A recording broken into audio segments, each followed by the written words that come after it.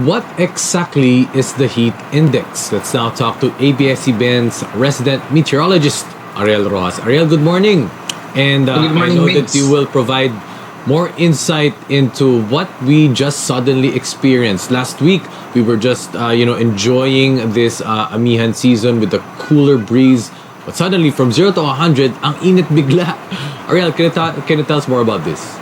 Yes, to be honest, actually, we're still in the Amihan season. There is Amihan right now being experienced in the extreme part of northern Luzon. It's just that as we are in the tail end of the Amihan season, most of the country, including Metro Manila, Central Luzon, down to Mindanao, are already experiencing the very hot weather. So yung heat index na sinasabi, this is actually just an estimate, an approximation of how our body is actually affected by temperature and the amount of moisture in the atmosphere. So it's not an actual measured value, but an approximation of what the body feels with increasing temperatures and the amount of moisture. So ang cooling mechanism kasi ng katawan natin is to perspire. So when the body perspire, when the perspiration evaporates right away, it provides a cooling effect to our body.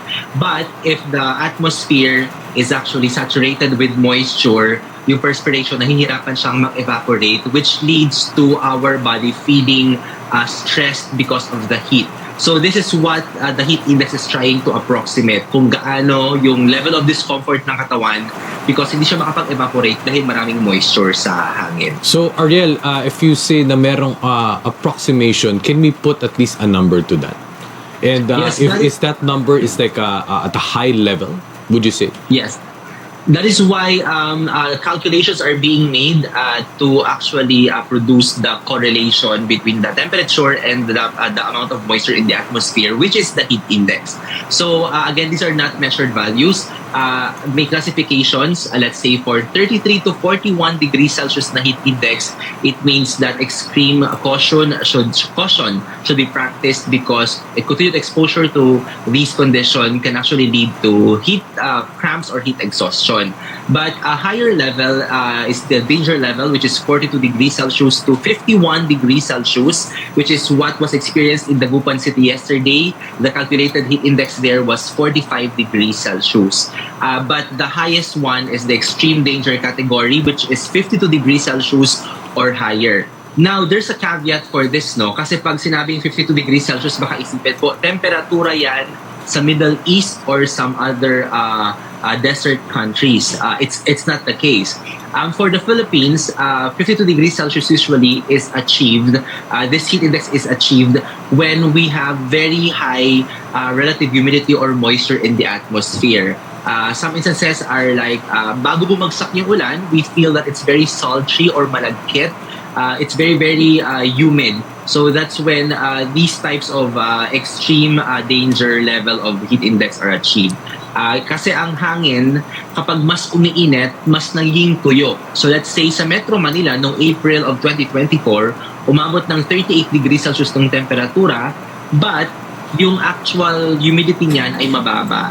So, nangyayari lang talaga na mataas ang moisture sa hangin kapag nasa around 32 to 34 degrees Celsius yung temperatura. So, it's more of maraming moisture sa hangin than sobrang init ng temperatura. Ariel, just to simplify it, or at least would you say that it is similar when we look at our weather apps?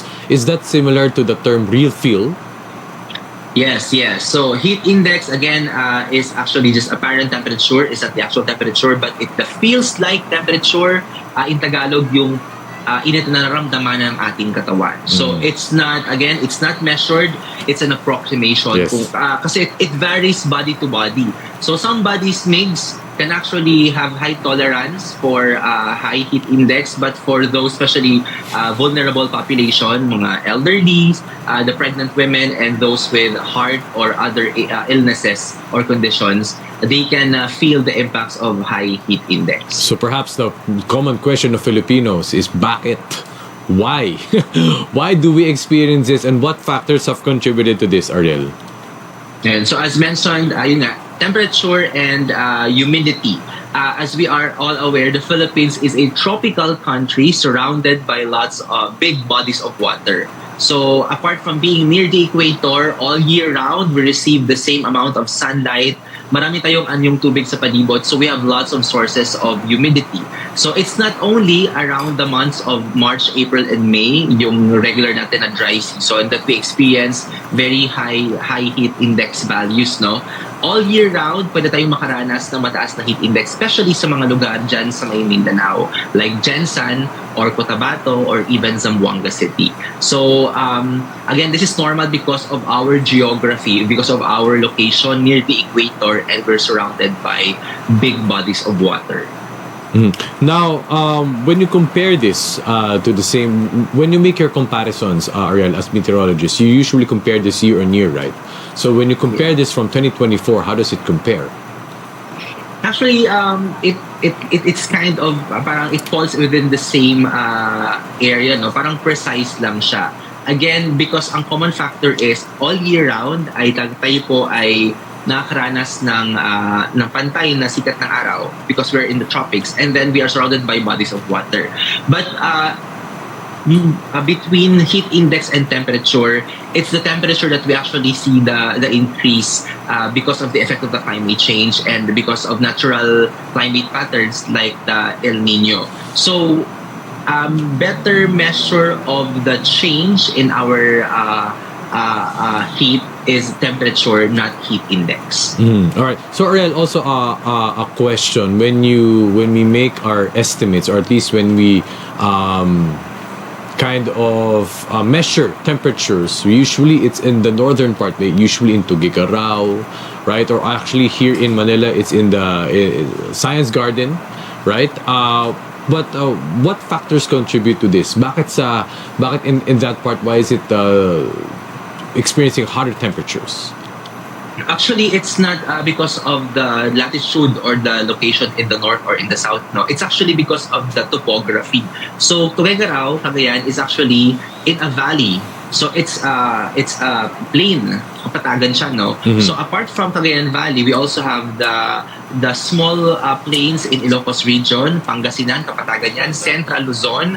We have parts of Western Negros, we have Panay, and then we have Sorsogon and Maguindanao provinces. These are all lowlands. The reason why it's hotter in these areas is because of atmospheric pressure. So when you are very low, near the ground, mas mabigat doon yung air pressure. And this air pressure is what parang kind of parang sinisiksik niya yung yung hangin, and that actually leads to increase in temperature. So it's hotter in lowlands than in mountainous areas like Baguio City, kung saan din mas magaan yung air pressure. Lastly, Ariel, what is the forecast? If we are still in the amihan season, technically, it hasn't been declared that it's summer season already. But of course, when you have conversations in Filipino, you would say, mainit na nga ngayon. Paano pa kaya pagdating ng summer, mas mainit pa? What kind of expectations will we look forward to that? So Pag-asa actually mentioned that we will not be experiencing last year's level of extreme heat, because last year we had a very strong El Nino, so that exacerbated the heat that everyone felt during the dry months. But for this warm and dry season, or colloquially known as summer, this 2025, we will still be experiencing, of course, the hot weather, but it's not gonna be the same as last year. Now, the dry season has not yet been declared because there still is some surge of amihan just felt in the northern parts of Luzon. So for Central Luzon, Manila, down to Mindanao, we will already be toasted with hot weather in the coming days. But again, I think by March 16 to 19, there will still be another amihan surge. So that is actually the first criteria for Pag-asa to declare the onset of the dry season, for the amihan to not be felt anymore. But since we will still be having some short surges of amihan in the coming weeks, then it may be possible that the end of the amihan season and the start of the dry season will be declared by the end of March or the first week of April. But yun nga, malaking bahagi ng Pilipinas will already be experiencing hot weather. So medical experts are reminding the public to first, of course, wear comfortable clothing to avoid being in direct sunlight, if it's not possible, bring with you some protection like umbrellas or hats or caps, and of course, hydrate, so that the body will not be stressed from the heat. Thank you very much for your time, our resident meteorologist, Ariel Rojas. Ariel, maraming salamat. It's still going to be a long day for you, but we appreciate that very thorough explanation of what we are experiencing right now. You're Maraming welcome. salamat, Always a Ariel. pleasure. Thank you, Ariel.